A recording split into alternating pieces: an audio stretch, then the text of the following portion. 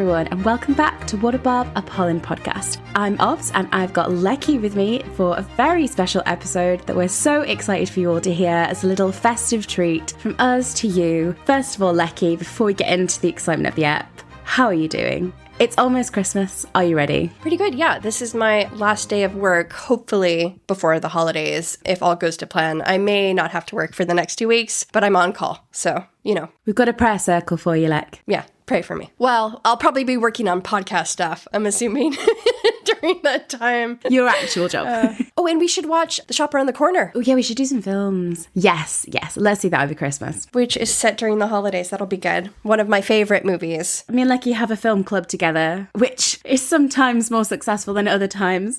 It's like, ooh, we have one weekend free out of 52. Yeah. Last Christmas, we watched my favorite miniseries ever, The 10th Kingdom. Yes. That was great because I was staying in a hostel the whole month and I'd have to sneak down into the kitchen at 4 a.m. because it was the only place I could talk to you and watch it. Highly recommend The 10th Kingdom if you have not watched. If you like fantasy, if you like romance, if you like Anthony and Kate, it's good. Go watch it. Yeah, that kind of like whimsical humor. Yeah, if you like our humor, you might like it. It's very tongue-in-cheek, dark humor. It's like adult, dark take on fairy tales, but very funny. And then we recently watched Clue. One of my favorite movies. I rented Clue every week from Hollywood Video, essentially Blockbuster, when I was a kid. For 1 year. Every week, my selection was Clue. It was one of my favorite movies. So we watched that. And then I'm trying to get her to watch The Shop Around the Corner, which is another one of my favorite movies. It's set during the holidays. It's an old rom-com. I think it's from 1939, starring Jimmy Stewart. And I love it. It's the inspiration for You've Got Mail. And I actually prefer it to the remake. As soon as we have some free time, we don't have any free time now because we've got a lot to cover in this episode. Very exciting. Yes. First of all, there's been a lot going on in the ton. So could you take us through the breaking crumbs of, I think this might be the month because we haven't done some crumbs in a while. I know. The breaking crumbs of recent weeks and months.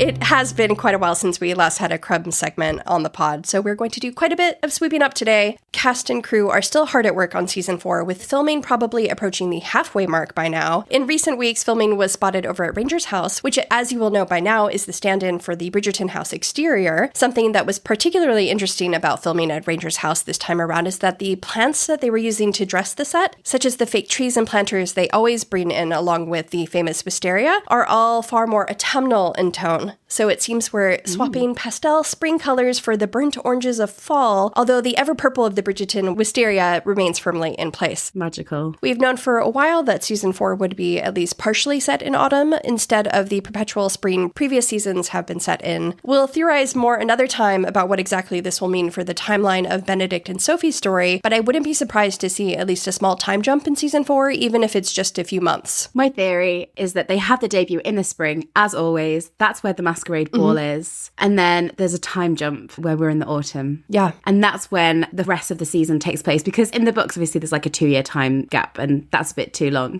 That makes sense to me. And that way they can introduce Sophie's stepsisters if they're debuting to the Queen. And it actually could be kind of fun if we see like the pageantry of the normal debut, the presentation, but then we see that it's not a Bridgerton family. Of course, it's these new characters that we're being introduced to for the season. Lecky, as you know, there's also been a rumour or two that there might be a Christmas special being filmed. Now, this is unsubstantiated, so take it with a whole truckload of salt. Yeah. The reason I'm not convinced is when those rumours came out, you could still see the autumn on set. I want a Bridgerton Christmas special more than anything. I've said this for so long. But I just think if they were going to do like a Christmas episode, you would want the front to be like laden down with snow. Can you imagine how ridiculous it would be to have the bright, ever purple wisteria, the magic wisteria, like laden down with snow?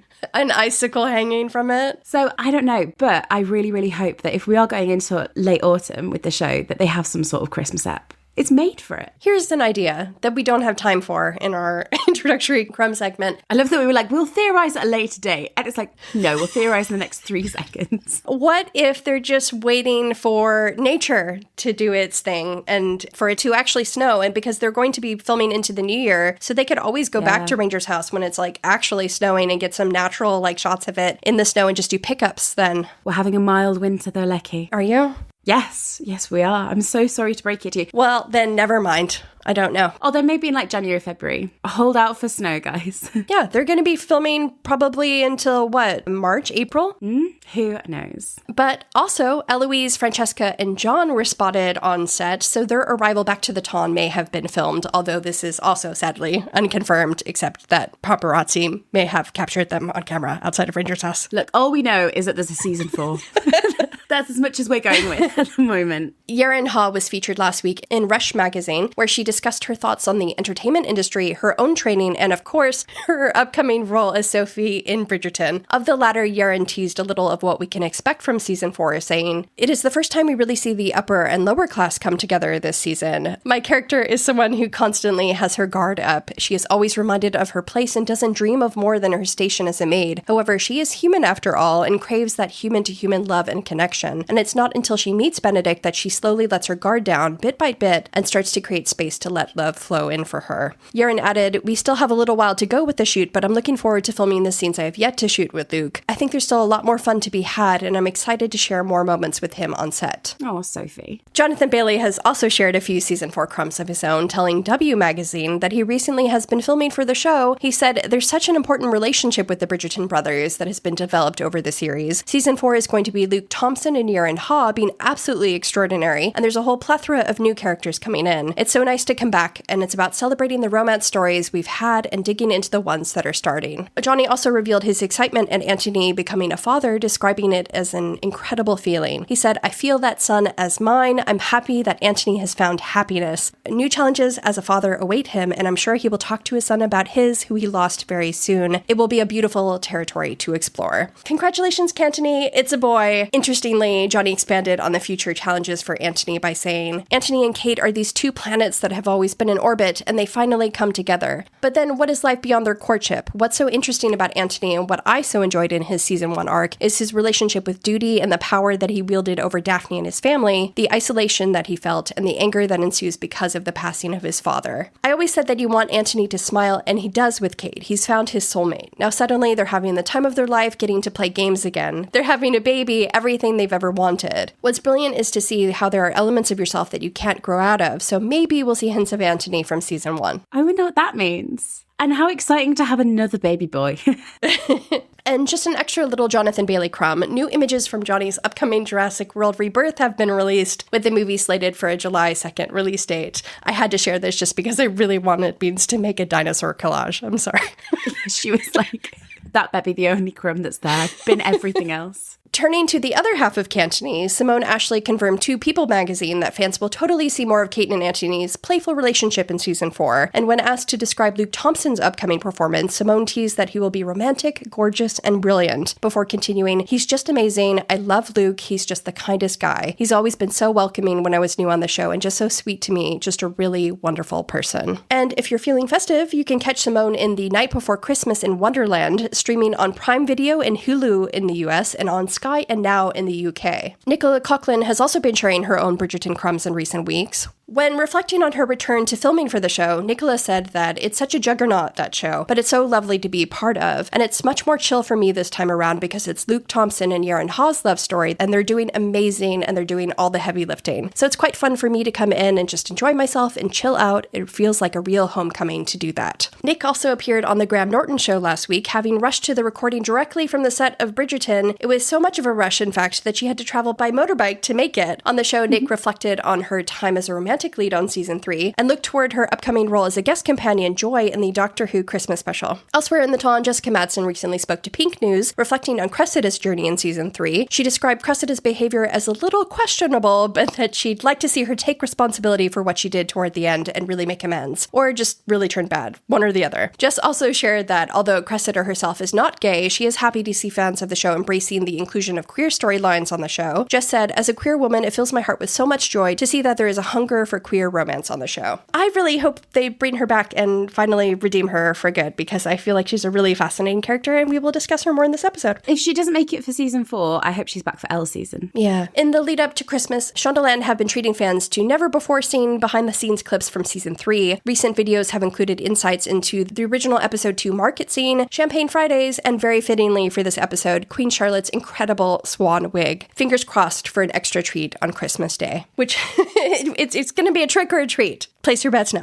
I'll raise my guafa Sephir into that. Yeah, we haven't addressed this, but Obbs is terribly ill at the moment, as you might expect. In awards news, Bridgerton was named the favorite returning drama at the TV Times Awards. Very fittingly for our pod episode, congratulations are in order to the hair and makeup team, who have been nominated by the Makeup Artist and Hairstylist Guild Awards for Best Period and/or Character Makeup and Best Period and/or Character Hairstyling. John Glazer has also been nominated by the Costume Designer Guild Awards for Excellence in Period Television for Season 3, Episode 6, Romancing Mr. Bridgerton.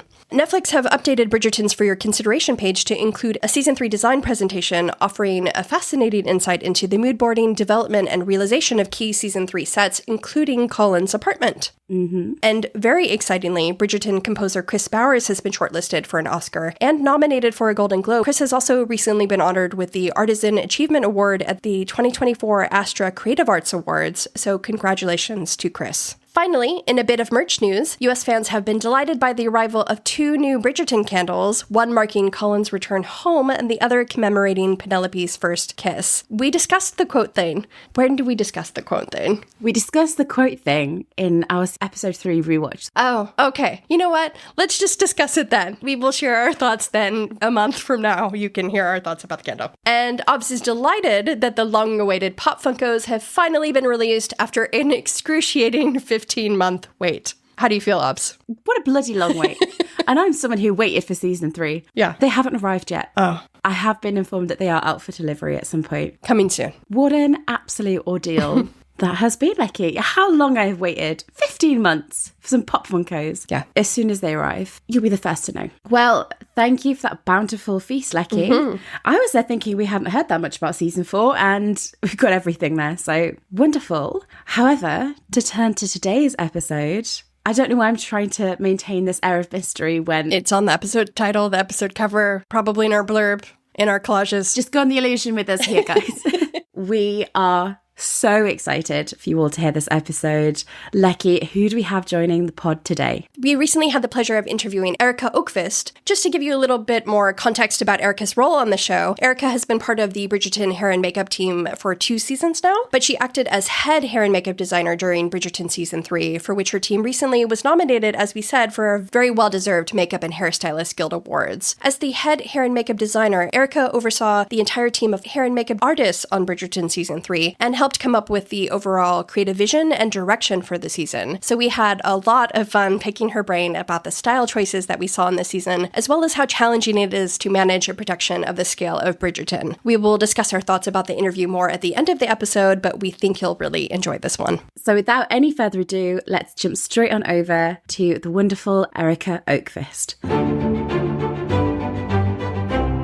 Hello everyone, Obbs and Lecky here, and we are utterly delighted to be joined by the incredible Erica Okvist. You'll know her as the head hair and makeup designer of Bridgerton season 3. Erica, welcome to the pod. Thank you for having me. Thank you. Thank you. I mean, it's just so lovely because in addition to your work on Bridgerton, the show that we love so much, you've worked on so many productions. You've worked on Downton Abbey, Taboo, Cursed, The Watchmen. You're an Emmy and BAFTA award-winning hair and makeup artist. We're just so thrilled to have you. Well, thank you very much for having me. I mean, I am more than delighted to talk about what I love to do because it is so much fun.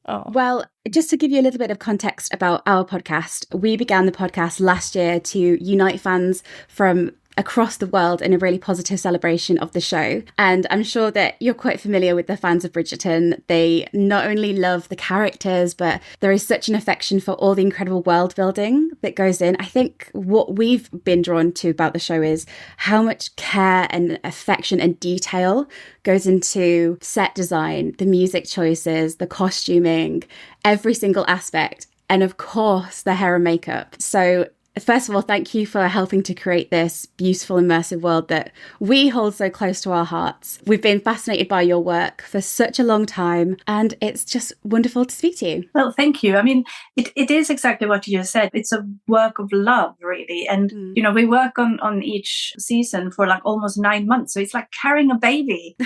And then we're not allowed to talk about it until it comes out. Like you're super excited and we say, oh my God, it's a boy. Oh my God, it's twins. And we're not allowed to tell anything until it comes out. Amazing. Yeah.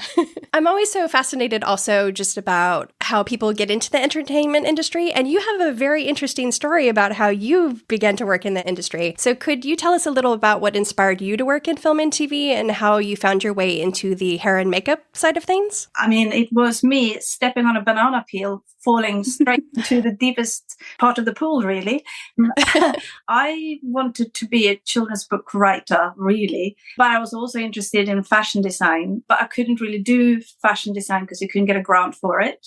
So I was doing theology, philosophy, amongst other things in university, so that I can do fashion design, as in clothes, in university. And then when I finished that, I got a phone call from the unemployment office and they're asking me what I'm doing. And I'm saying, well, I'm not doing anything. I'm broke. I got an interview with a producer and director with pictures that I've drawn of clothes that I wanted to make but never made. And I don't know if it was a divine wisdom that they had, that they saw something in me, or they were just as unafraid as I was, because they hired me as a costume designer. And that was it. And that was the first feature that I did, which ended up being a quite well-known film in Sweden. And then after that, they hired me on to do other things. Then they were like, oh yeah, well, if you can do this, why don't you just design the makeup and hair as well? And I was like, yeah, whatever. I was too young to be scared. So I cut the then heartthrob of Sweden. I cut his hair with my kitchen scissors. Oh no. And the fact that it worked out, I think, is what I always tend to say. I think if you have got an idea of what you want as an end result, that's what you have to have as a designer. The way or the means of getting there, you will find one way or another. You will do research, you interview other people, you do loads of tests at home and all that kind of stuff. There is always a way of getting there. And now, of course, I'm very lucky. I've got a very big team. And my team is experts, so I can go to them and go like, what do you think about this idea? And they go like, oh my God, Erica, not another crazy one. Or they slip on the banana peel with you and dive into the pool with you. Yeah, exactly that. So yeah, it wasn't poker straight. It wasn't really something that I thought that I was going to be. I mean, really, originally, I wanted to be a princess. So one day, let's not give up on the dreams. Yeah. I love what you say about how you wanted to be a children's writer, because I think in so many ways, what you've ended up as is this incredible storyteller in a different medium, but that is so important. And to be honest with you, it was really with Bridgerton that I fully saw and understood the power of hair and makeup in telling those stories, not even just flatly representing a character like this is how the character looks and this is how they appear on screen. What you've been able to craft, which has been so deeply appreciated by us and all of the fans, is this story through this visual medium that, like I say, really combines with those other aspects of visual storytelling on the show. And then, of course, the world building with the scripts and the acting, direction, lighting, all those aspects. So what do you think hair and makeup specifically plays in shaping those stories that we see in TV and film? I think, first of all, I think it's important that the actors feel like the character, So when they look in the mirror, come in the morning, they're like themselves. A very tired version of themselves, usually like 4 in the morning. And then after we've pampered them with loads of different facials, underpinnings of the makeup and all that kind of stuff, they end up looking in the mirror and they feel like the character. Now, in Bridgerton, of course, that character usually is the absolute most beautiful, attractive version of them at the time that we can produce. On another shows, it could be like a grotesque version of themselves. But it's just really important that they know and they recognize the character visually when they see themselves in the mirror, and that they can trust us to maintain the standard of this look for the whole of the day. So they don't ever have to worry about hair and makeup. It's literally, out of their head. Once they've done their fittings with us, they know in safe hands. And that, I think, is the most important thing. So we are helping the actors to feel like the character And they're helping also the actors to maybe find something, maybe because we're all building this world together, maybe find something they didn't know themselves. Mm-hmm. I had a character, for instance, in Taboo, who we could never really visually show it, but he had snuff. He wanted to have, because it was at the time when you had snuff. So you put snuff under your nose and you sniffed it up. And then what we did was that we had actually a little bit of makeup under the nose, and we had a bit of makeup in the sort of crevice in the hand where he would have put the snuff, and then also the 2 fingers that he would have sort of picked it up and put it up into the nose. Oh, wow. Small things like that are like tools for actors, I think, to build their character. And for me, it's almost like when you do like a paintwork, and the more sort of depth and the more of light you put in the paint, the more real it looks. But if you just got like a couple of levels, it feels like a cartoon. And this is what we don't want to do. We want to create some really sort of clear and believable characters. That's so fascinating. The level of the detail there is so fascinating. To dive into the details of Bridgerton, in season 3, we follow Penelope and Colin as they go on these huge journeys, both as individuals and as a couple. But rather uniquely, these are 2 characters who have already undergone so much growth in season 1 and season 2 before they take center stage in their own love story. With Penelope, for example, could you tell us a little bit about Penelope's style evolution from season 1 to season 3, and particularly how you approached her new leading lady era? First of all, what we need to realize is that these characters are starting off in season 1 quite young, where Penelope is being governed or ruled quite harshly by her mother, where she's then becoming a young woman child in season 2. So she then starts to experiment with her look. And then in season 3, she does know her own worth. She also knows her limitation in this world that is quite harsh for a woman to live in, because you're owned by your father, your brother, your uncle, or whichever male relative that might be closest to you, unless you got means of your own. But socially, that would probably not be acceptable. So she realizes she can't have Colin, so she has got to come up with another way of being secure. So she decides to get herself married to somebody who, you know, will allow her to be who she is, so she can continue writing, because that clearly is her calling. And so the style choices in the beginning of this, where she gets help from Madame de la Croix, I think I would almost call it like a war paint, because she is determined to find herself a husband, you know. And then during that season, she then finds that actually I can carry off elegancy, and I'm a sophisticated lady now, and I can find my own style. And I think that she comes to her own right halfway towards the end as well. You know, we can really see this is Penelope, this is the core of her, and this is how she feels comfortable to be. And she's still glamorous. She's just not as much in your face as she was in that first reveal look. In the dark black gloves, and like her hair was almost like Rita Hayworth, you know?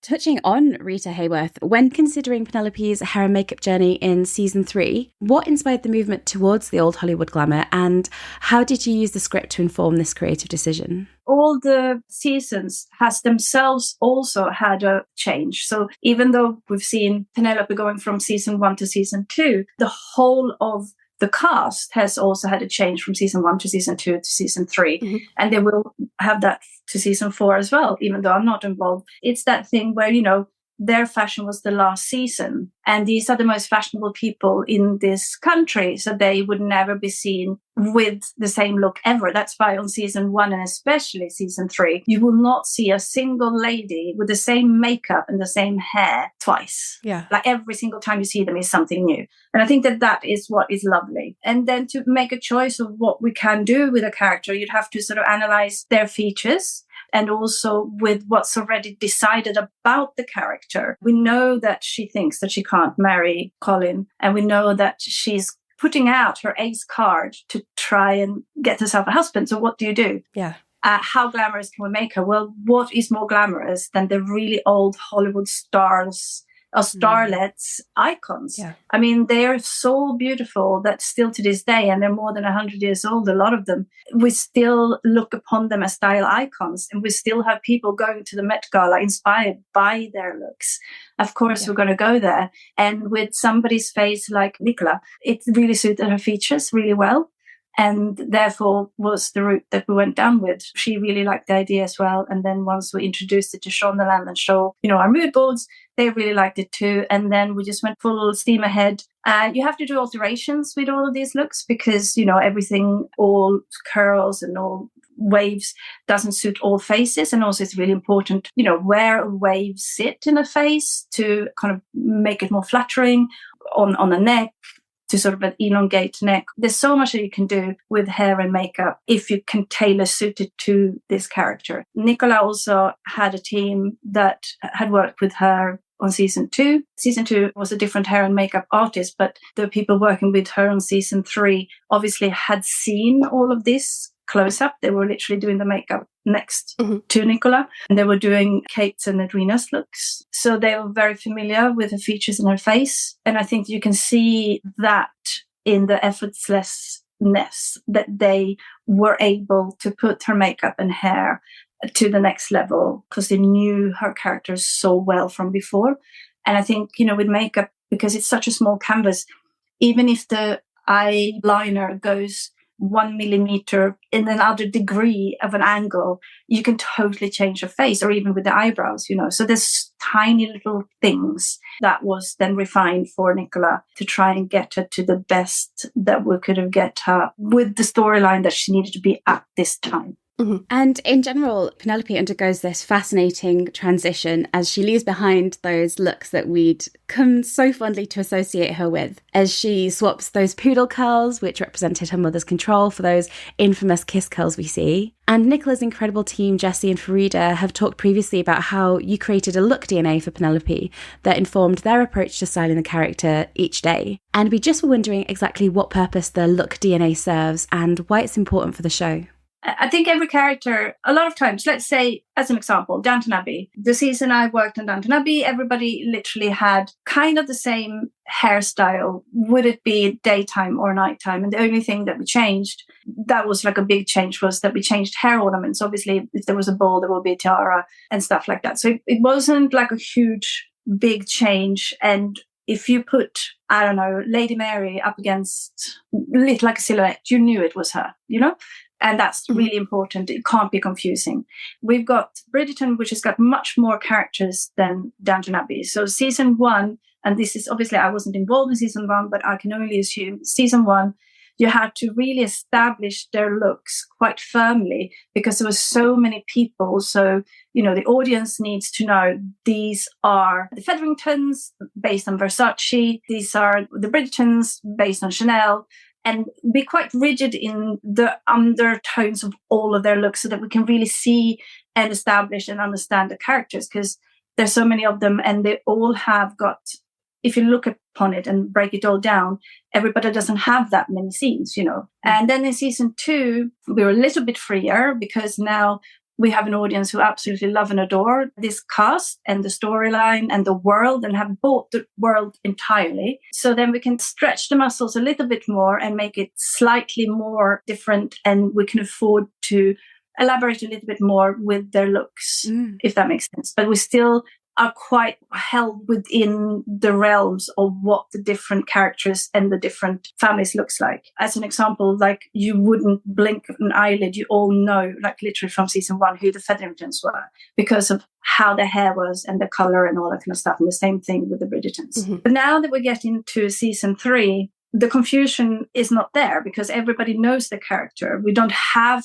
to keep within the look DNA where I put Lady Featherington up against a wall and make her look like a silhouette and absolutely recognize her. We can deviate slightly from that now, but we have to keep some of this look DNA of the essence of the character in their look, just so that we don't lose ourselves. And that was the most difficult thing, actually, because a lot of times I would have an idea and I look at it and I go like, oh my God, it's gone too far away from the original essence of the character. Mm-hmm. Even though it's a really good idea and visually it would be really cool, I have to sort of rein it back. And that was the same thing for my team. They'll go, what about this? What about this? What about this? And I'll go like, oh my God, that's amazing.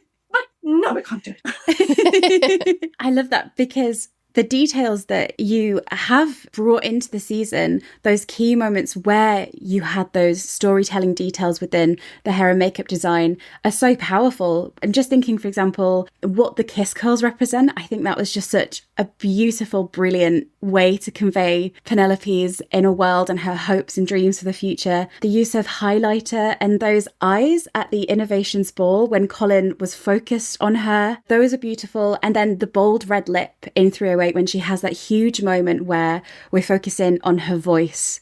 And I love the way that visually you and your team were able to convey that. And Penelope's hairstyling was also an important part of that journey. It's so different to what we've seen in previous seasons and very early in season 3. Did this require a new approach in creating Penelope's wigs? I mean, it did and it didn't. I mean, the style changed. The wig was all the same. Yeah, but like the dressing out. And also, I know that a lot of people have said that, oh, it's a new wig for season 3, and it's not. The wig for season 1 we used in season 2, and in season 3 we just made loads of them. And the reason why it looks less bright red is just because of the color that it rests against. And you know, like green and blues are opposites of red, and therefore it will calm red down. Whereas the bright yellow obviously will enhance this kind of really, really red colors. And that's another thing that I think is really interesting with the hair and makeup, is that the illusion of something can be established by just the choice of color of a dress. That people actually think that I've changed the color of the wig, where it is exactly the same wig. And it's fascinating what you can do with just color. And in the mirror scene, Colin expresses an appreciation for the way Penelope's hair cascades down her shoulders. And then for the rest of the season, we see her favoring similar styles with her hair down. And I wondered if that was a deliberate choice. I mean, first of all, she looks sensational when she's got her hair like that. So yeah, Yes. Natural choice. And that was how I saw her in my head. Since season 2, beginning of season 2, this is the look that I wanted for her. If I could develop her. But I didn't know if I could, but that was in my head. But you couldn't have jumped from season 1 to what she looked like in season 3. It would have been impossible. Right. So, but yes, I also think that if you have got somebody who you're really in love with and they say, oh, you look really good like this, you kind of tend to want to make them happy when they look at you. And you were talking about the Hollywood glam inspiration for Penelope. And you've also said that there was a little bit of that in Portia this season. I wanted to ask why you wanted to give Portia a little bit of Penelope's Hollywood glam in her style this season. I mean, I think that everybody this season has got a little bit of Hollywood glam. And it's just because that was the choice that we made with Penelope. And if nobody else had that kind of note in their looks, if she'd look totally out of place. And we can't have that. She can't be the odd one out. She needs to be special, of course, because this is her season. But the rest of the ton needs to have moved on within this world as well. And Portia, she is a lady that we don't really know that much about. We only really know that she wants to do good for herself and her family. We don't know what her background is. We don't know. She might come across as really unloving and not caring. But do we know what her background is? And I really think that in the end, we realize what a loving and doting mother she is. But she's been doing it within the means and the knowledge that she has got. Yeah. And we can't expect somebody who doesn't have the knowledge to do things unless they educate themselves. And I think for somebody of that age, at this era, within the quite limited world that she lives in, the fact that she picks up Penelope in the end and show her love to her, I think shows an incredibly open mind for this time. Yeah. Somebody as well that I think I find was so healing in a way to find a background for was Cressida. Yeah. Yes. Incredible storyline. It's so easy to judge somebody. And of course, I'm not saying you should be bully somebody like what Cressida was doing. But we don't know the roads that other people has walked. None of us do. And I think it's really, really, really important not to judge and especially not to hate until you yourself find out what's happened to these people. And yeah, I think that was a beautiful way of storytelling. And it also, I hope, humbled a lot of us because we all love to hate Cressida, and literally we shouldn't hate anybody. I think that that's the worst thing that we can do in life. It ruins life both for ourselves and for other people. Yeah. And then, of course, the deadliest sin of them all, gossiping. Yeah, absolutely. Both of those storylines I found super emotional this season, and Jessica Madsen in particular was so brilliant as Cressida. And it was interesting that you mentioned her because Cressida is a lot like Penelope this season in that she's also trying to find a husband. So we can kind of see that in her style choices as well. Yeah, and how desperate she is.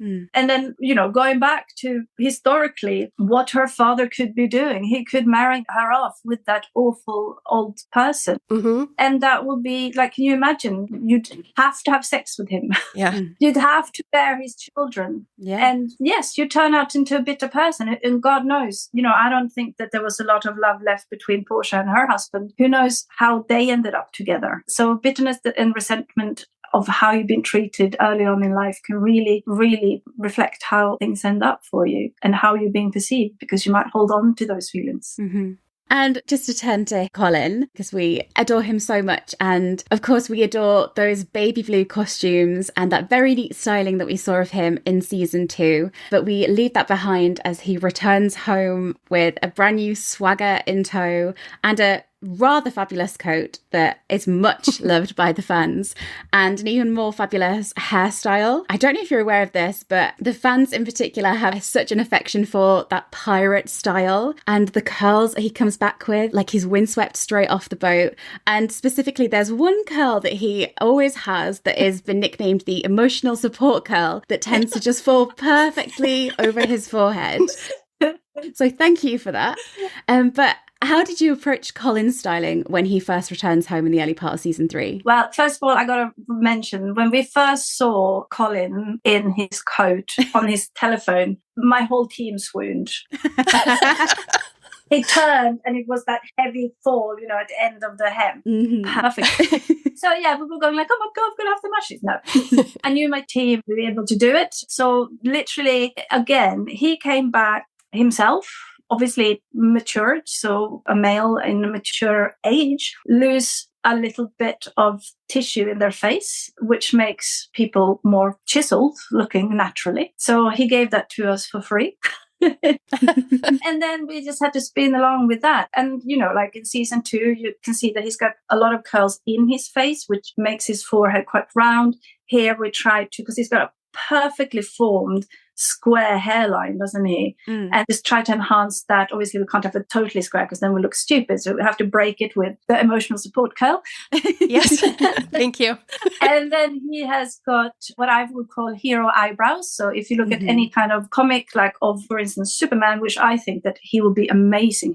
He looks like Superman, doesn't he? He could be him. Oh, yeah. It's almost like, the eyebrows are almost like seagull wings with that arch. And so he almost got the perfect set of those. We just enhanced it. And then, of course, with men, as per women, they do have a lot of makeup on Bridgerton as well. So we help out with a little bit of shading and all that kind of stuff. I don't think that there is a man who doesn't have a little bit of eyeshadow. And then I think that the Bridgerton boys, all of them, we have got addicted to lash tinting. Oh, interesting. Yeah, so we did it on Anthony and he was like, oh, I'm never going to wear this. Like it looks like a got eyeliner. Yeah. He comes back Monday and he's like, oh yeah, I can get used to this. Enhancing the smolder for sure. Yeah, it does help with the smoldering. And if you do it at the right level, it doesn't look like makeup. And, eyes really are our biggest way into the soul of the character. And once we get that right with the smoldering, like you said, that's what we try to achieve. Well, you definitely achieved the smoldering this season for sure. And did you have any favorite looks this season? Oh, so this is the thing. And my team is laughing at me every single time. Because we do a fitting, and every time we do a fitting, I'm like, oh my God, this is my best look ever. You did so well.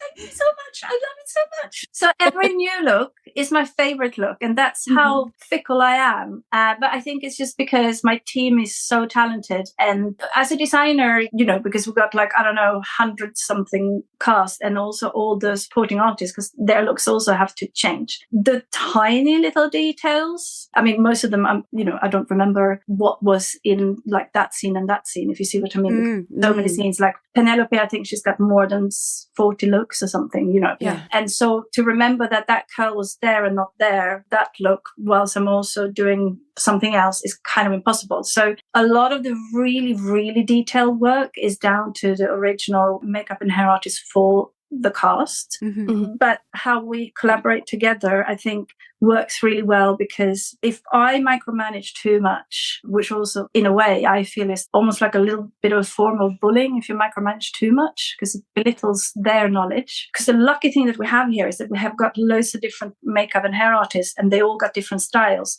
which means that we're going to get a vast variety of looks that will be much more varied because they've got their own little spin attached to it. And I think as a character, and you think yourself, like, if you did your ponytail and you did your ponytail, even though I described it to you exactly how you should do it, they will look totally different because of your interpretation of it. And I think that that makes the world more believable as well, because they will all have different, they wouldn't do their hair themselves, of course. Their maids will all be different and they will have different knowledge. They might try and copy each other and stuff like that, but they will still only be limited to what they can do.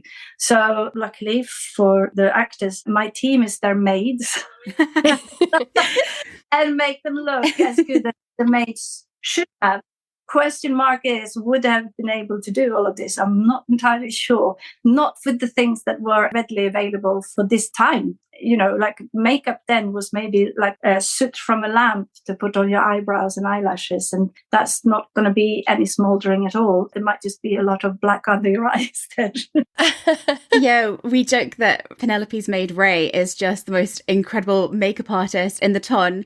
And then your poor team don't get the credit. They should be there sort of on the screen taking credit. Yeah, Ray. Oh, yeah. She's stealing all our jobs now. Nobody wants us. They all want to hire Ray. Yeah. And to talk about that really collaborative process that you're saying, the trust that you have with your teams and the trust they have in you to really have this macro vision and design of the season and then translate that into those tiny, tiny details every single day in a variety of different scenes. In terms of working across different teams, could you share a little bit about how you work with different departments? Because I think it's just incredible how there are so many moving plates, like I say, costuming, set design, lighting. How do you all in those initial stages and then perhaps later on create that cohesive vision that you then can carry through and honour? Well, I think there is a big thing here is that I think that when people love and respect other departments and other departments' work, you are quite happy to collaborate and listen to what their visions are. Like, for instance, me and John work really closely together and we love and respect each other. And we are literally like two, I don't know, not even school kids. What are we? Kindergarten kids playing when we're talking about what we want to do. So, you know, like this crazy wig with the swans, I came up to him and said, I want to do this. And he was like, oh my God, you're kind of crazy. Let's do it. And then because I set up and designed the wig, he then sort of let the costume follow through. And then he made sure that there were pockets for the little battery to go in. So the collaboration is always there. In terms of set design, it's the same thing. I got to know what the colors are in the set, because if the set would have been red with Penelope's red lips, that would not have worked, for instance. Yeah, of course. And I think you have got to collaborate with everybody. In terms of different teams for different jobs, I think you work totally different on different jobs. Like, for instance, on Taboo, I did a lot of the makeup myself because everybody had one look, you know? So once the look was established, once I've done the fitting on somebody, then I could do that. Or in the mornings, I didn't have to walk around and look at it. But on Bridgerton, almost every single day, there's like new looks and maybe like, 300 new looks on crowd. And I can't do makeup on one person for 2 hours because then I'm not going to be able to oversee all of that. Whereas, like I said, on Taboo, all the looks are already established in advance. So you work totally different depending on what the goal is and what the style is and what the story is. Because again, going back to Taboo, it's set in the same year as Bridgerton.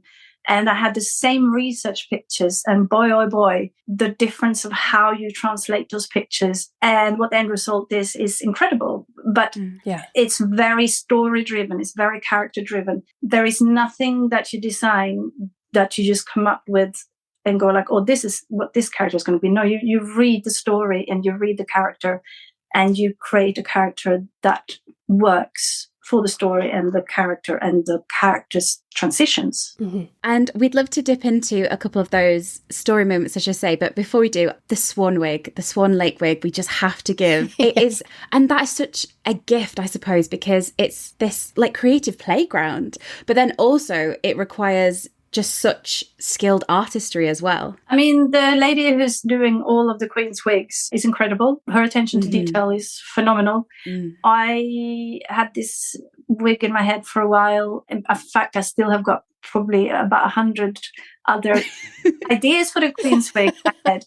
But there wasn't ever a real place for it in season 2. And then now in season 3, because of the Queen's Ball, it worked so well there. And that was why it came to place, really, because even though it would have looked cool, if it would have been looking out of place, there would be no place for it. So designing for film is so different than designing for anything else, because it has to work with the story and the character. How I came up with it, I mean, God knows, I can come up with an idea from a shape of a chewing gum I find on the street. Like, you never know where the idea will come from. Most things are a mishmash of things that I had in my head for a while.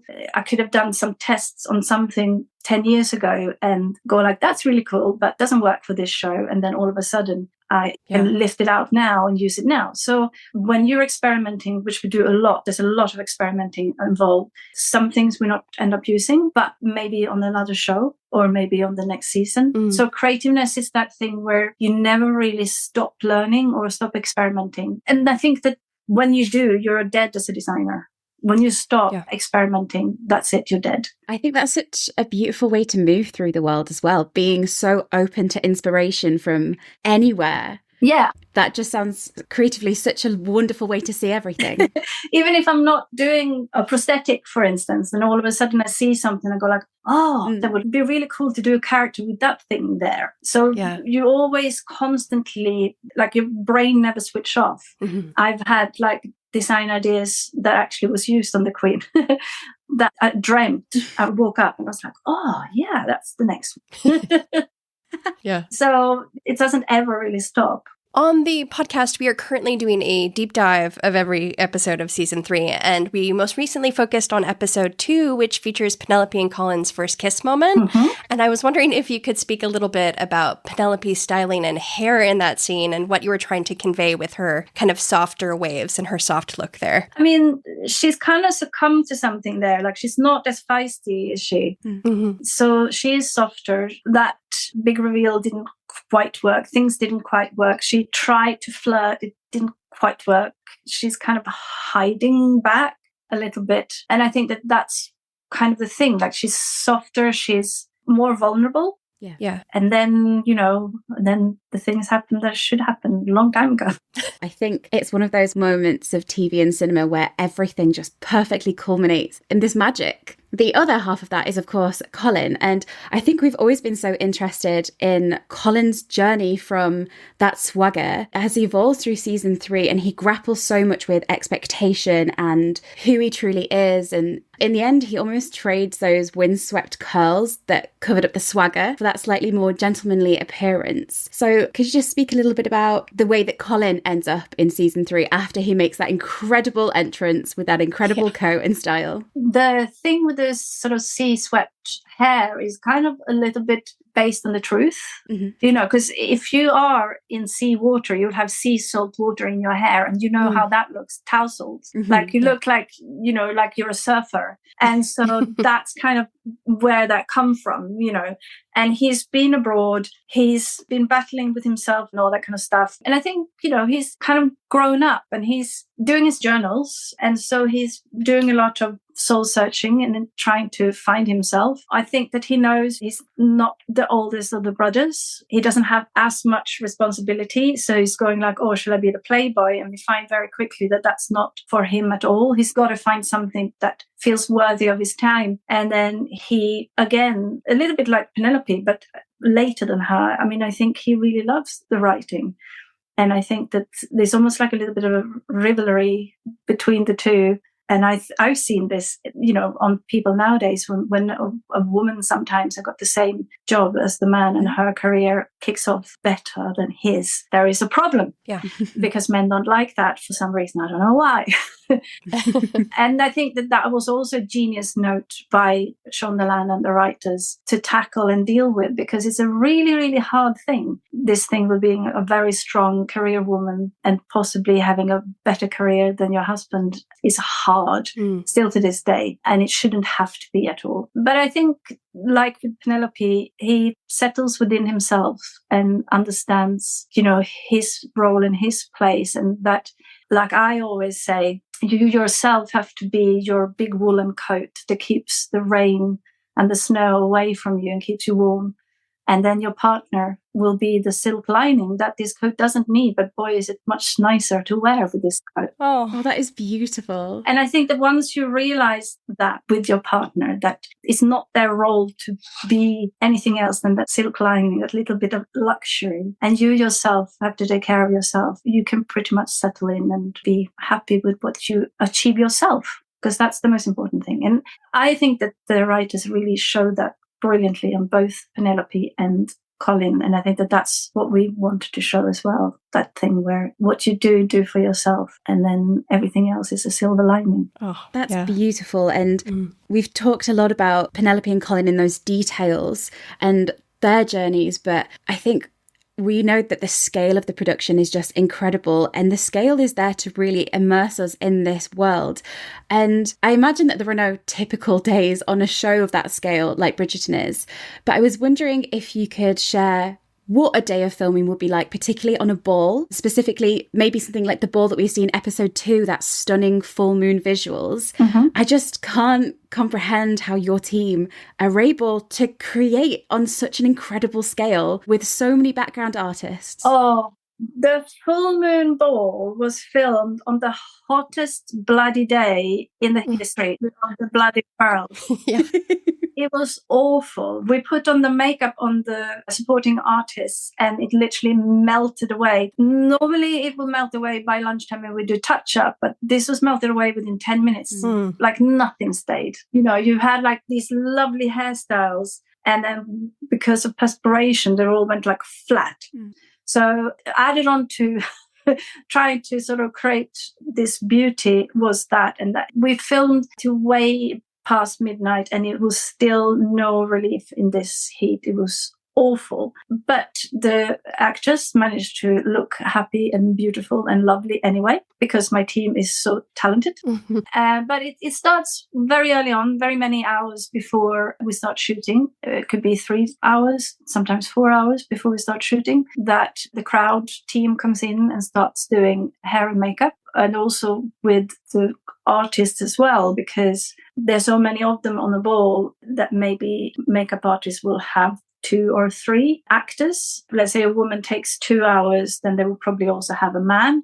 So there'll be 3-hour pre-call for them, for instance. So it's a lot of really hard work. And then let's say we start at 8 o'clock in the morning. We have to be finished with the cast half an hour before that, because they got to be dressed for half an hour. And then they're being sent to set and do rehearsal. And then once the rehearsal is done, is when we get them back and sort of refine everything. With the supporting artists, once they're being dressed and made up, there is a lineup. And that's where we just check that all the levels of makeup and hair is on par. And then we can send them to set.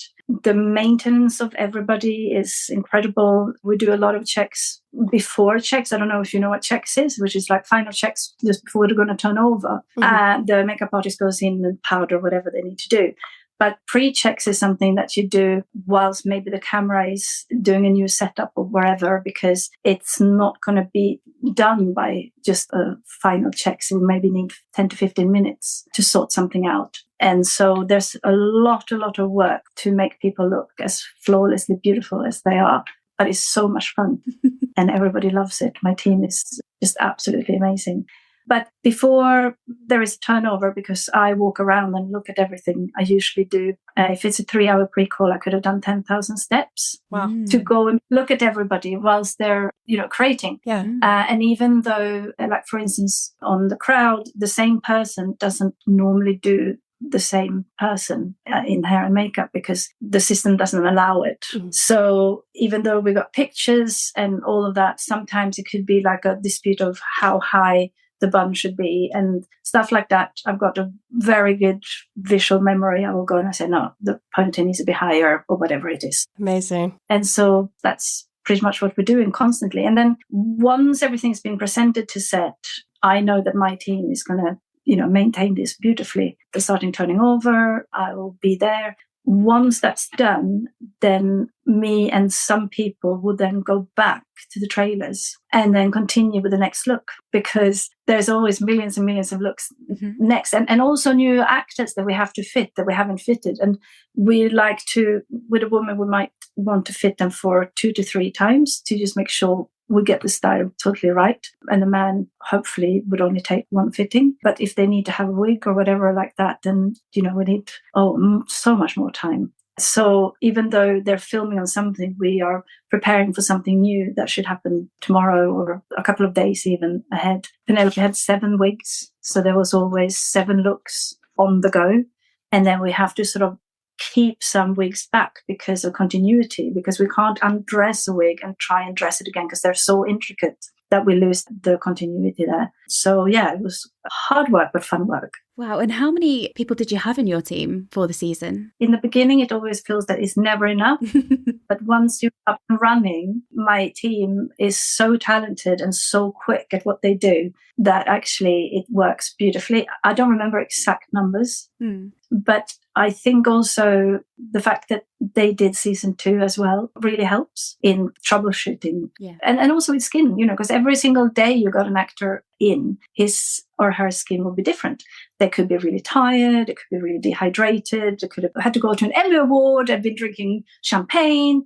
Whatever it is, yourself, your skin is never the same every day. And so we're battling with that, but they have to look as flawless as they did yesterday. So we always have to have like a little sort of a backup plan with every actor, with like, if this happens with this happens with this, It's amazing. I remember with the Filming Ball, the heat wave that was in the UK at the time was just incredible. And I just think, as you say, there are those variables with the actors themselves that they bring to every day, but then also you're contending with, Bridgerton, like you say, it spans for 9 months and you're encountering those extreme heat waves. But then we've heard anecdotes of crew having to melt icy grounds with hairdryers to try and revive it into this Regency fantasy. So I just can only imagine the challenges and the very unique challenges that you and your team must face. And I'm just wondering, are there any particular moments that you look back on and feel such pride for your team and the way they face challenges? I think there isn't a day that I don't feel proud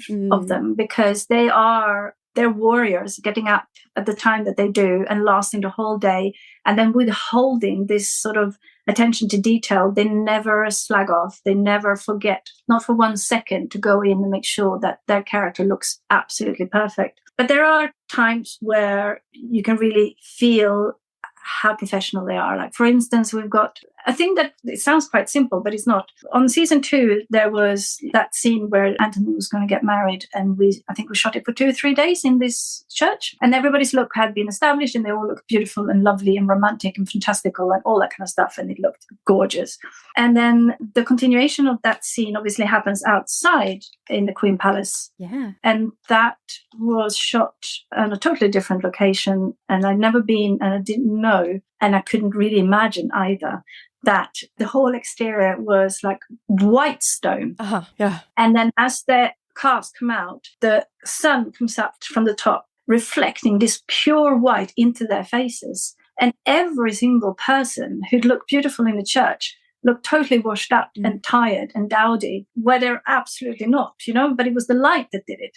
And we had to real quickly, because with hundreds of people out there, real quickly, we had to go in and just sort of pump up the blushes, pump up the lips, pump up the eyes. And my team did that in record time. But things like that really shows their professionalism and what they're capable of, really. And also that they are all paying attention and looking at the screen, because if they hadn't been looking at the screen, to the eye, you wouldn't know. Oh, that's amazing. That adaptability that is such a core part of that role. And also if you compare it to, for instance, like costumes, good costume won't change. Yeah. Yes, it might get damp. Yes, it might get whatever, but the costume will not change, where makeup will read totally different depending on the light. Yeah. We got another example, which I don't know if you all know, but Eloise has got a prosthetic piece on the back of her. The tattoo. Yeah. So the whole of season 1, she's got like scarves and things to not show it, because to put just makeup on top the tattoo is so raised that you could see it anyway. So we had made a tattoo of just smooth skin to cover it. And it worked beautifully well for the whole of the season. Nobody knew, it was fine. And then we've got a ball. It's a set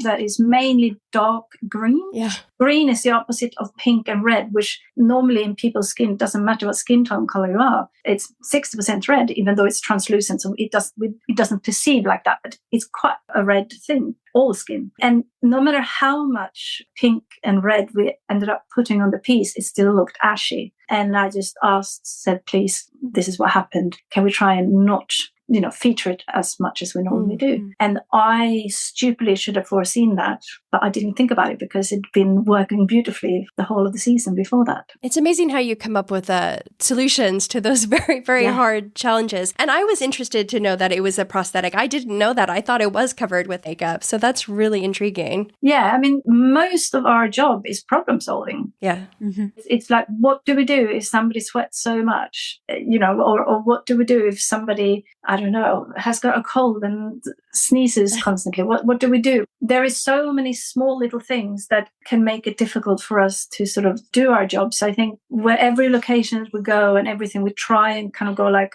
this could happen, this could happen, this could happen, this could happen, and I will do this, and this if that happens. And then, of course, we're not computers, so all the variables, even though we try to sit together or come up with all the variables sometimes will not be covered. But I think that's just because we're human beings. And you've had such a rich and varied career, and your work on Bridgerton has really celebrated your incredible skills as a creative collaborator and a designer. And I wanted to know if there is something you haven't done yet in the field of hair and makeup that you would really love to do in the future. Would you like to do more prosthetics like that? Or do you think you'd like to even return to costume design at some point? I mean, I'm one of those people, again, I'm fickle. Whatever it is that I'm not doing is what I want to do.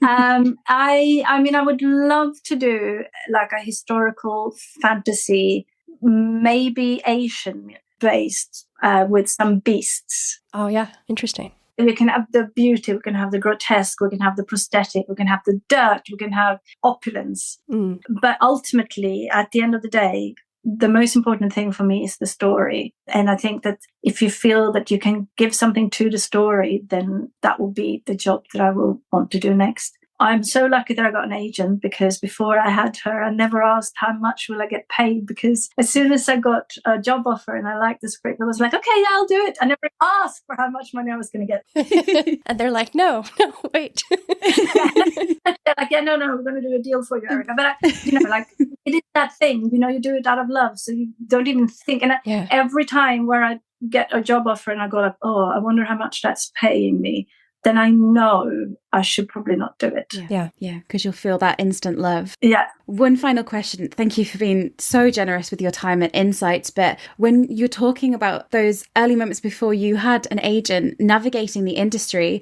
I can only imagine that there is such a great deal of learning and training as you go in your field, especially when you're trying to develop those specialized skills for a production like Bridgerton. I just wondered, how important is it to you to support hair and makeup artists, especially early career hair and makeup artists, as they transition into TV and film and want to pick up those specialized skills to go into a show like Bridgerton? I think that if we're not supporting our trainees and not training them, because some people are afraid of training trainees because they think that they'll take their job eventually, or I don't know really what the idea is behind that. I think trainees are there to teach us. The day that I feel threatened by giving away all of my tips to somebody, then I'm dead as a designer. If I don't have more tricks than what I can teach somebody up my sleeve, then I'm useless, I think. And when I then share those tricks that I have up my sleeve, then they will ask me, but why? And then I go like, yeah, why? Is there a better way? Maybe there is. And then maybe together we can come up with a better way.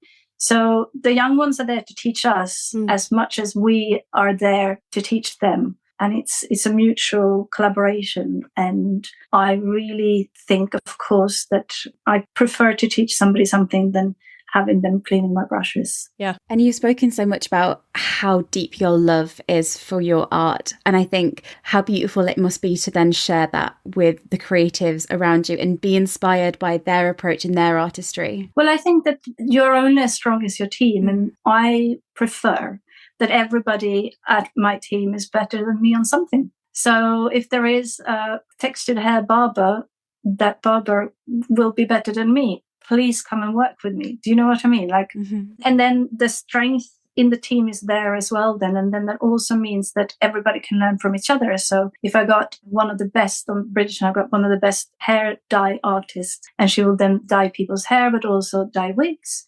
And when somebody doesn't have a character in, or maybe they got a gap of a scene or two, they will then come and help her and learn again. So everybody gains from this, where there are experts in the team, including, trainees and everybody. And I know in the crowd, what we try to do every now and again is we'll have somebody who'd been doing hair for like 50 years or something, just showing everybody how you can make a very tight nape of the neck. We have somebody who does a lot of drag shows, showing everybody how to make a drag show wig. We did on season 2 when we did, all the gold statuettes to sculpt that, we needed a head cast. So I did a head cast, and everybody came to see that who was free. So I think this industry and having this job is only possible if you're willing to constantly learn and constantly teaching people. And the more you teach somebody and the more willing you are to give your knowledge, the richer you're going to be yourself. And I think that's the only way you're going to develop and maybe last for a very long time. I recently worked with a wonderful costume designer called Jenny Bevan. I don't know if you ever heard about her, but I think she's 75 now, and she's still working. And she's a genius, but she loves the craft. She's very, very humble. She's very funny. She doesn't micromanage people. She let people have a go. She's just a beautiful designer. And I just really inspired by her and the way that she works. And still, like I said, I don't think she's going to finish anytime soon. That's beautiful. And thank you so much, because it's such an inspiring viewpoint that you're sharing, not even just on sort of your craft, but how you navigate the world and how you navigate your relationships with other people and teamwork and being supportive. And thank you so, so much for joining us. I know that I can speak on behalf of our team and all of the fans when we say that we've just been so in awe of your teams and your incredible skill, the detail. And I think we can feel the love that has been poured into every single frame from every single team. And it is so deeply appreciated by us all. And I think the world of Bridgerton means so much to us. It's an escape. It's a celebration of love. And through your work, it's then a celebration of artistry. And it's just an opportunity for so many people to see themselves, see these stories, and feel connected to the world they see on the screen. And also, I think season 1 came out when the world needed it the most. Yeah. And so the foundation for it is phenomenal. And I think that that's another thing that it's taught us, the story. Because, I've got a neighbor, and he and her husband watch it together, and she's not allowed to watch one episode without him. And he's like very manly man. So this is, it's reached an audience that is highly, varied. Yeah. And I really love that. And then I also love that it reaches all the corner of the world. My mom in the very north of Sweden loves it. And you got people in Spain who loves it. And you got people in Africa who loves it. I think they're really telling a beautiful story, and also very kind and mindful in how they do it. Yeah. I think it's such a celebration of how storytelling and then art connects us all. And so thank you for your work. Thank you for your team's work. It's brought so much beauty, but also so much joy to everyone who loves the show as much as we do. So we're so grateful for your time today, and we cannot wait to see everything you go on to do in the future. But thank you very much. And I can't wait to see what's happening in season 4. Yeah, all of us. Oh yeah, absolutely. See that story continue. Yes, then I'll be like just a normal audience, and I'm like, oh my god, I didn't know about this. You'll be gossiping with your neighbors about what happened in the show. Yes, exactly. Listeners, you can keep up to date with Erika's future projects over on Instagram. Erika, you've been so generous with the knowledge and behind-the-scenes glimpses you've provided on your Instagram account, along with photos of your very cute dogs, by the way. I love your photos of your dogs. Yeah. And you've been so generous with your time and thoughts today, and we've long been fans of your craft, so it's been so wonderful to speak with you. Thank you so much from all of us. Thank you, Erika. Thank you so much, and long may this journey continue. We've got so many kids to marry off. Yeah. There's a while in us all yet. Yeah. Then we can get into the grandkids, so this can continue forever. Yeah, for sure. Yeah, you can come back 15 years down the road, do the next era. Yeah. And on a personal note, I was so touched by the way you were talking about, well, first of all, just at the beginning, how you go to sleep and you wake up brimming with these ideas, and then how you just have this fearless desire to challenge yourself and learn new things. I think that's so inspirational. It was just such a treat to speak with you about that. I think that that's something, if you want something, go for it.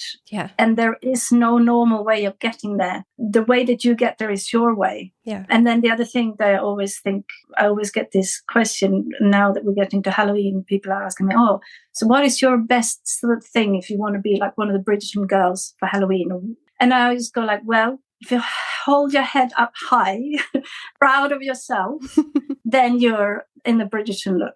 It doesn't matter. Like, as long as you're proud of yourself and respect yourself. And I think that that's what Bridgerton teaches us, is that a lot of very strong women and men, and we all have a struggle, but we will get there in the end if we're true to ourselves. Erika, that's beautiful. Thank you so much for your time. And we hope you get lots of sleep in preparation for your next project as well, because I can't imagine the running around you do all day. So yes, thank you for squeezing us in. We were so honored to speak with you. I love talking about Bridgerton, so please, that's fine. Thank you. Have a wonderful evening. Oh, thank you, Erika. Bye. Bye. Hello everyone, a little bit of a later ofs and Lecky here. Lecky, what an interview. I love this interview. I loved even re-listening to this interview because first of all, she was so funny. Yeah. And I just really love how much she talked about the story, which is something that's obviously near and dear to our hearts. But it really just showed how much of her and her team's creative choices were grounded in the story and in the scripts, and how much thought they put into everything was just so fascinating to learn about that. Like, we'd ask her these questions about the style and everything, and she would launch into these explanations about the script and the story and the character decisions that motivated her decisions. And it was just so interesting. It really shines through in the way they speak about the show, how passionate they were about telling that story and translating it to screen. And as I said to Erika, it's something that I only really came to appreciate deeply with this show, is that these are all forms of storytelling that we see. Visual storytelling, yeah. Erika wanted to be a children's storyteller initially. Oh, yeah. After The Princess. Yes. And I think in such a full circle way, that is what she does. She's a storyteller, an artisan, a crafter. I think what struck me so much with Erika is just being able to speak to someone who is such an incredible creative, and how creativity is so central to the way that they navigate life and that they see life, and that they're open to inspiration from any single possible input. If anyone listening has any sort of creative inclination or aspirations, it's a really important reminder to be open to inspiration and to be open to stories wherever they find you. And learning from others and collaborating with others, and realizing that others' experiences and skills, it can heighten your own enjoyment of art and your work. Yeah, because if you're not learning, then you're creatively exhausted. Yeah. I'm really glad that we spoke to Erika at this point in our rewatch that we're in, because we're so embedded into these individual episodes as we're going through. So we spoke to Erika just after our episode 1 rewatch and just before our episode 2 rewatch for us. Yeah. And I think those 2 episodes are really interesting in terms of hair and makeup design, because when you look at season 3 episodes, they're very thematically driven, each individual episode. There's obviously this overarching arc, but you can really pick out these themes from each episode. Like episode 3 that we're working on at the moment is all about nature and our internal nature and going against the heart and the mind. And I think with episode 1, it's so deeply about change. Yes. And the turning of the seasons. And you have obviously the obvious things, like it's a brand new season for a start. You have Colin coming back with this external glow up, not really sure whether he has changed inside who he was, whether the swagger is real, whether he is still a kind man. You have Pen's glow up. You have the Four Seasons ball, which besides Pen and Colin is just an opportunity for all these characters to reflect on what change really is and the external change versus internal change and all of those debates. And to that discussion, hair and makeup played such a big role in that episode in telling that story that we'd lived with for 2 seasons and moving us into a new phase of life for so many characters. New territory.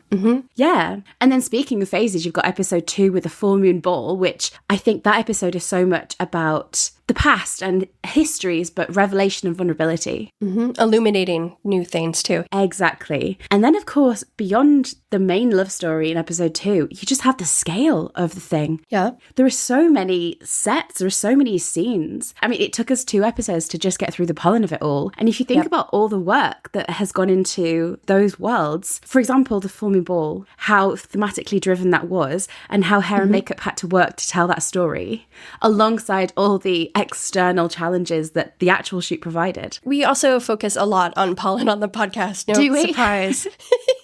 So it was also really fun to talk to her about some characters that we also don't often have much time for, like Portia and Cressida, characters that we love and think had really nuanced, interesting arcs this season, and, you know, dig deeper into that, because I just really love the point she made about Cressida, because like so many people hate her, but she is this really flawed character who doesn't inherently want to be bad. And the way that they fleshed her out this season, I thought was so interesting. And Jess Madsen's portrayal of her was just so complex and complicated, and I loved it. And I loved the duality, the dichotomy between her and Penelope this season. So to be able to dig into that a little deeper, just in terms of her character and in her styling, was really fun for us. Speaking of other characters, what are some of your favourite looks this season in terms of hair and makeup? With Pen, I don't even know where you start. One underappreciated look, I guess, for Penelope in 307 when she's on the promenade with Portia in the morning. She has that purple dress, which has the little shots of like yellow running through it. I love her style there. And her hair is dressed very differently after her secrets have been revealed. We were talking about this earlier, but I also really love Penelope's look in the church when the banns are being read. Her eye makeup, it's kind of like, I want to say almost orange. It's like a burnt orange. Yeah, it's this beautiful orange color, and the dress and her hair there. I love her entire look there. Colin, with his style being so influenced by his travels early on and then returning home. And of course, characters like Cressida. Yeah. Do you know which one I'm sad about is the cut scene from episode 3 that we actually haven't really had a chance to talk about? The Cressida one, yes, because we learned that her wig, it was shaped like an ice cream cone for that cut scene that we talked about where she and Eloise go to get ice cream. In moments like that really enhance as well that what Erika was saying, and you could really feel this when we spoke to her, that for her creativity is a playground. And I think that's such an important way to approach work as well. Obviously, you have to have structure and you have to have organisation and you have to think about the story, but you have to allow playfulness. Yeah. Because that's where you get these quirky ideas for, like the swan wig. And I just love her playful outlook on life and her playful descriptions of things, where she was talking about Colin's eyebrows, Luke's eyebrows, and compared them to seagull wings, things like that. I loved how she told us how excited she and her team were when they first saw Colin's new look.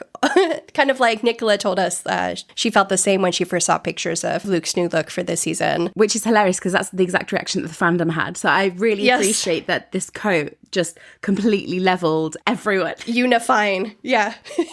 Yeah. I just have to say also, when we really wanted to mention the emotional support girl, of course, and you couldn't see her reaction, but she threw her head back and laughed. So that was a fun moment for me. Also, just early in the episode, she mentions this other show she worked on called Taboo, and she was mentioning a character, and she said she put stuff on their fingers and a little bit under their nose. I haven't watched it yet. I'm going to watch it, I promise. But I looked up the character that I think uses the snuff. I did some research. I did some intensive Googling to find the snuff character. And I looked up one of the episodes, and there's a close-up of his finger pointing at a map. I could be imagining, but I think it's her art there. You can see this black outline on his finger. And I think that was the snuff she put on. And I was just like, that attention to detail that people like Erika bring to all these shows that they work on is just so magical. So that's really fun. We benefit from her storytelling and her team's art through through what we see on screen, but she also raised the importance of hair and makeup being tools for actors to find their character. Yeah. And this is something we spoke with James Foon about when he was talking about costuming. And then you see as well, this element really helps them find their character and live in the character and bring them to life in a very collaborative way. The fact that they pay attention to these details, even though we might not see every single detail on screen, has such a role. Yeah, for sure. What an absolute treat, honestly. Yeah. Thank you so much to Erika for joining us on the podcast. Obviously, we love the show, but just being able to speak to creatives who are not only so in love with their work, but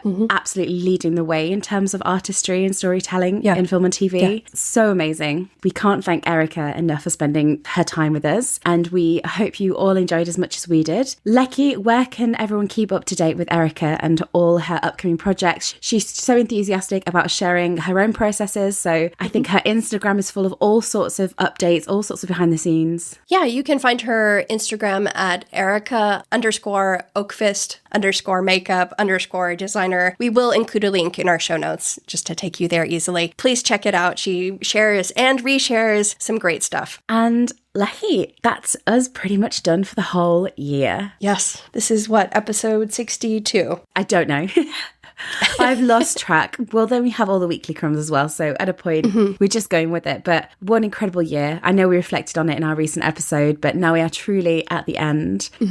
And heading straight into 2025, where we're going to pick up with our episode 3 rewatch.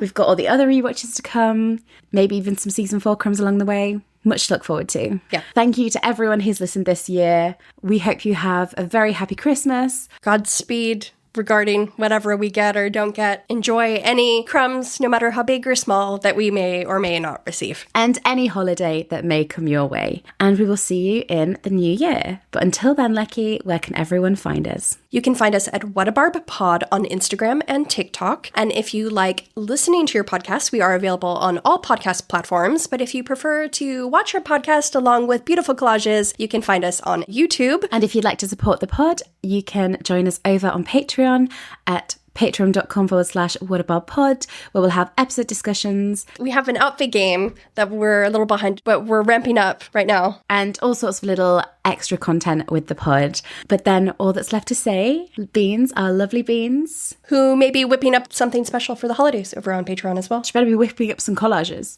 Yeah. Yeah. After the collages, she might be whipping something up. Do us the honour and sing us out.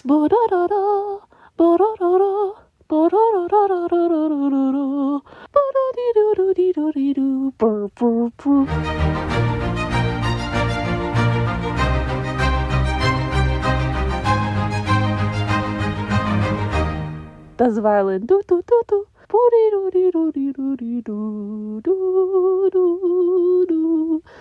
Do. A